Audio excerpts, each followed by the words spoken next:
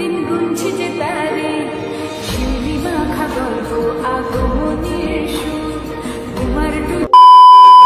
ইতিমধ্যেই আমরা জেনে গেছি কলকাতার কোন ক্লাবে কি কি প্যান্ডেল হতে চলেছে। শুধু কলকাতা নয়, হুগলি জেলার জিরাটেও হতে চলেছে কিন্তু ধামাকাদার প্যান্ডেল। তাই আজকে আমরা আমাদের ভিডিওতে তোমাদের সাথে শেয়ার করব জিরাটের টপ 3 পূজা প্যান্ডেল। তো চলো বেশি কথা না বাড়িয়ে আজকের ভিডিও শুরু করা যাক। Let's go. ওয়েদারটা খালি দেখো, চারিদিক জুড়ে বৃষ্টি পড়ছে, জানি না বৃষ্টি থামবে কিনা। আর আমরা অলরেডি ছাতা খাটিয়ে কিছুটা গিয়েছিলাম, তারপর আবার চলে এসেছি। ভেবেছিলাম ওয়েদারটা হয়তো একটু ঠিক হবে, বাট এটা ঠিক হওয়ার নয়। তাই আমরা চলে যাচ্ছি আমাদের ফার্স্ট গন্তব্যে। এখন আমরা চলে এসেছি জিরাটের টপ 1 প্যান্ডেলে, যেটা হচ্ছে জিরাট স্টেশন পাড়ায়। এটা হলো দিল্লির লোটাস টেম্পল। দেখতেই পাচ্ছ এটা কিন্তু জলের মধ্যে করা হচ্ছে। আমাদেরকে যেতে হলে কিন্তু একদম জলের মধ্যে দিয়ে এই রাস্তা দিয়ে যেতে হবে টেম্পলে। চারিদিকে বৃষ্টি পড়ছে। পুকুরটা কিন্তু যথেষ্ট বড়, দেখতে পাচ্ছ। কাজ কিন্তু 70% কমপ্লিট হয়ে গেছে, দেখতে পাচ্ছ। এখানে বাঁশ পুরোপুরি বাঁধা কমপ্লিট হয়ে গেছে।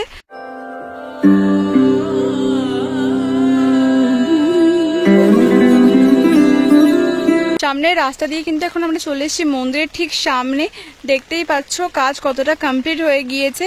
আর এটা কিন্তু পুরোটাই পুকুরের মধ্যে, আর ওইখানে কিন্তু পুকুরের এন্ডিং তোমরা দেখতে পাচ্ছ। আর মাঝখানে কিন্তু ভেতরে অনেকটাই কাজ কমপ্লিট হয়ে গেছে। ভেতরেও কিন্তু হবে বাটামের কাজ, আর পুরোটাই ত্রিপল দিয়ে ঘেরা, আর ভেতরে হবে লাইটিং। যেহেতু কাজ কমপ্লিট হয়নি তাই ভেতরে যেতে পারবো না, কারণ কি পুকুরে পড়ে যাবো। চারিদিকে এখন বৃষ্টি হচ্ছে। আর যেহেতু এটা পুকুরের মাঝখানে হচ্ছে, এটা কিন্তু মানে কমপ্লিট হয়ে যাওয়ার পর দুর্দান্ত দেখতে লাগবে, এটাই আমরা আশা করছি। লোটাস টেম্পল এমনি সুন্দর, তার উপর এই টেম্পলটাকে করার জন্য কিন্তু পুরোটাই জলের মধ্যে করা হচ্ছে। আমি জাস্ট প্রচন্ড এক্সাইটেড লোটাস টেম্পলটা কমপ্লিট দেখার জন্য। তো চলো এবার আমাদের সেকেন্ড ডেস্টিনেশনের উদ্দেশ্যে যাওয়া যাক।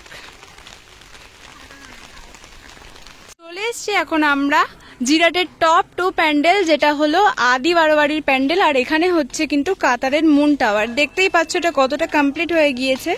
এটা কিন্তু চওড়ায় হতে চলেছে 120 ফুট, আর এই যে লম্বায় দেখতে পাচ্ছ এটা হতে চলেছে 90 ফুট। বাঁশ এখনো বাঁধা রয়েছে, এখনো কিন্তু অনেকটা কাজ হবে।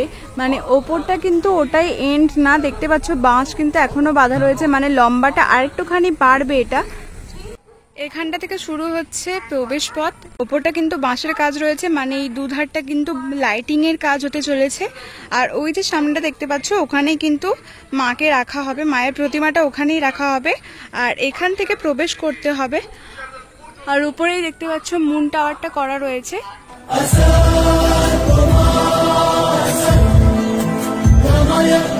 সামনেই ছিল কিন্তু আদি বারোয়ারি থেকে 2 মিনিট সোজা হেঁটে এলে কিন্তু তোমরা এখানে পেয়ে যাবে 3 মাথার মোড়।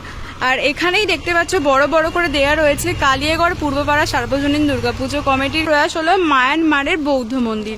তো এখন আমাদেরকে এই রাস্তা দিয়ে এগিয়ে যেতে হবে। এখান থেকে কিন্তু 2 মিনিট গেলেই আমরা পেয়ে যাব। টপ 1 তোমাদেরকে দেখিয়েছি, টপ 2ও দেখিয়েছি। এবার আমরা যাচ্ছি টপ 3 এর উদ্দেশ্যে, যেটা হলো মায়ানমারের বৌদ্ধ মন্দির। চলে এসছি এখন আমরা কালিয়াগড় পূর্বপাড়ার TNS ক্লাবে। আর এখানে কিন্তু এবছরের নিবেদন হলো মায়ানমারের বৌদ্ধ মন্দির। দেখতেই পাচ্ছ সামনে কিন্তু বাঁশের কাজ কমপ্লিট হয়ে গেছে।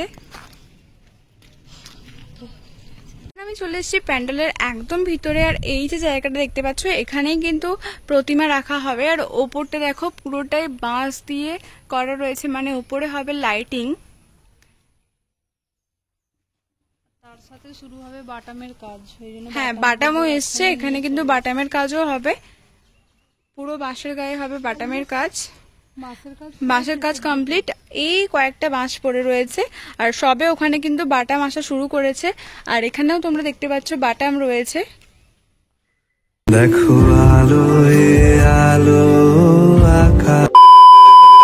ফাইনালি তোমাদের সাথে জিরাটের টপ 3 পূজা প্যান্ডেল শেয়ার করলাম, যেটা কিন্তু 70%, কোনোটার 80%, কোনোটার 90% কমপ্লিট হয়েছে। পুরোপুরি কমপ্লিট পূজা মণ্ডপ তোমাদের সামনে তুলে ধরবো। আর তোমরা কারা কারা জিরাট থেকে এই ভিডিওটা দেখছো তারা অবশ্যই একটা কমেন্ট করো। আর পুরোপুরি কমপ্লিট পূজা মণ্ডপ দেখার জন্য কিন্তু তোমাদেরকে কি করতে হবে, চ্যানেলটাকে সাবস্ক্রাইব করতে হবে, লাইক করতে হবে আর কমেন্ট করে জানিও যে কেমন লাগছে আমাদের এই পূজা প্রস্তুতি পর্ব। তো চলো দেখা হচ্ছে নেক্সট কোনো একটা পূজা প্যান্ডেলের ভিডিও নিয়ে। টাটা।